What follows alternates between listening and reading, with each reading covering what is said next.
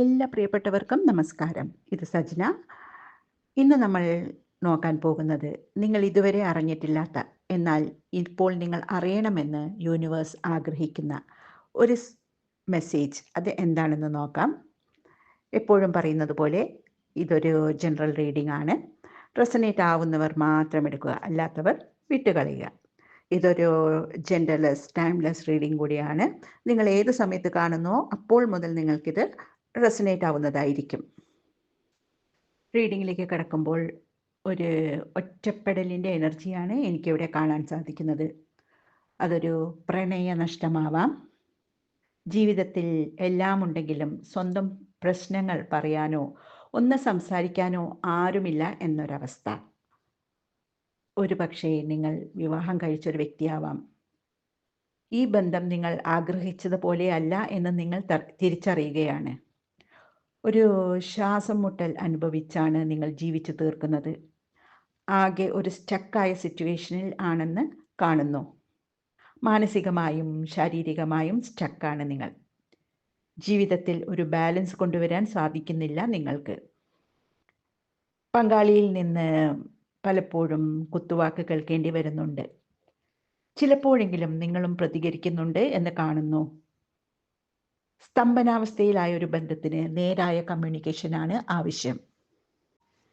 നിങ്ങളുടെ ഇടയിൽ അതില്ല എന്ന് കാണുന്നു. നിങ്ങളുടെ ബന്ധുക്കളും സുഹൃത്തുക്കളും പരസ്യമായിട്ട് തന്നെ നിങ്ങളുടെ ബന്ധത്തിൻ്റെ പാളിച്ചകളെക്കുറിച്ചൊക്കെ സംസാരിക്കുന്നുണ്ട്. തമ്മിൽ പറഞ്ഞു തീർക്കാൻ പറ്റുന്ന പ്രശ്നങ്ങൾ മാത്രമേ നിങ്ങളുടെ ഇടയിലുള്ളൂ എന്നാണ് കാണുന്നത്. രണ്ടു പേരുടെ ഭാഗത്തു നിന്നും വിട്ടുവീഴ്ച ഉണ്ടാവണം. നിങ്ങൾക്ക് തന്നെ അതിൻ്റെ ആദ്യത്തെ ഒരു സ്റ്റെപ്പ് എടുക്കാൻ പറ്റും. നിങ്ങൾ തന്നെ ആദ്യം നിങ്ങളായിട്ട് തന്നെ മറ്റേ ആൾ വന്ന് മാപ്പ് പറയട്ടെ എന്ന് കാത്തിരിക്കാതെ നിങ്ങൾക്ക് തന്നെ ആദ്യത്തെ ആ ഒരു നീക്കം നിങ്ങളുടെ ഭാഗത്തു നിന്നും ഉണ്ടാവണം. ജീവിതത്തിൽ ഒരു പുതിയ തുടക്കത്തിന് വളരെയധികം സാധ്യതകളാണ് ഇവിടെ കാണുന്നത്. സന്തോഷകരമായ ഭദ്രമായ ഒരു കുടുംബജീവിതം തന്നെയാണ് മുന്നിൽ കാണാൻ പറ്റുന്നത്. ഒന്നിച്ച് മുന്നോട്ട് പോകാനാണ് നിങ്ങൾ തീരുമാനിക്കുന്നതെങ്കിൽ തീർച്ചയായും അത് ശരിയായ തീരുമാനം തന്നെയാണെന്നാണ് കാണുന്നത്. ഒരു ബന്ധം മുന്നോട്ട് പോകണമെങ്കിൽ നമുക്കറിയാം, കുറ്റപ്പെടുത്തലുകൾ ഒഴിവാക്കണം. എന്നിട്ട് നമ്മൾ സ്വയം നന്നാവാനാണ് ശ്രമിക്കേണ്ടത്. ഇയാൾ കാരണമാണ് എനിക്കിതൊക്കെ സംഭവിച്ചത് എന്നൊക്കെ ചിന്തിക്കാതെ എൻ്റെ ഉള്ളിലുള്ള ഏത് തെറ്റാണ് ഇയാളെ കൊണ്ട് ഇങ്ങനെ ചിന്തിപ്പിച്ചത് അല്ലെങ്കിൽ പ്രവർത്തിപ്പിച്ചത് എന്ന് നമുക്ക് ചിന്തിക്കാൻ കഴിയണം. സ്വയം നന്നാവാനുള്ള വഴിയാണ് നമ്മൾ കണ്ടെത്തേണ്ടത്. അപ്പം ബന്ധങ്ങളും നമുക്ക് ചുറ്റുമുള്ള മറ്റാളുകളുമൊക്കെ നമ്മുടെ എല്ലാ ബന്ധങ്ങളും ആ ഒരു സമയത്ത് ദൃഢമാകുന്നത് നമുക്ക് കാണാൻ സാധിക്കും. ഇവിടെ നമുക്ക് 10 ഓഫ് സോർഡ്സ് കിട്ടിയിട്ടുണ്ട്. നിരാശയുടെ ആഴങ്ങളിൽ പോലും ശാന്തിയും സമാധാനവും ഉണ്ടാവാം എന്നൊരു സൂചനയാണ് ഈ കാർഡ് തരുന്നത്. വീണ്ടും ഒരു ഒത്തുചേരൽ തന്നെയാണ് ഇത് കാണിക്കുന്നത്.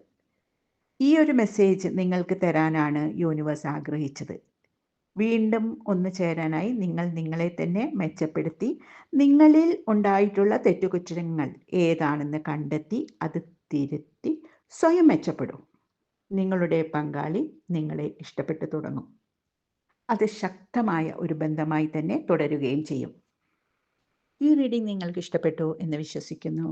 റീഡിംഗ് നിങ്ങൾക്ക് റെസനേറ്റ് ആയിട്ടുണ്ടെങ്കിൽ എൻ്റെ ചാനൽ സബ്സ്ക്രൈബ് ചെയ്യാനും ലൈക്ക് ചെയ്യാനും കമൻറ്റ് ചെയ്യാനും മറക്കില്ലല്ലോ. പേഴ്സണൽ റീഡിംഗ് ആവശ്യമുണ്ടെങ്കിൽ എന്നെ കോൺടാക്റ്റ് ചെയ്യാവുന്നതാണ്. നന്ദി.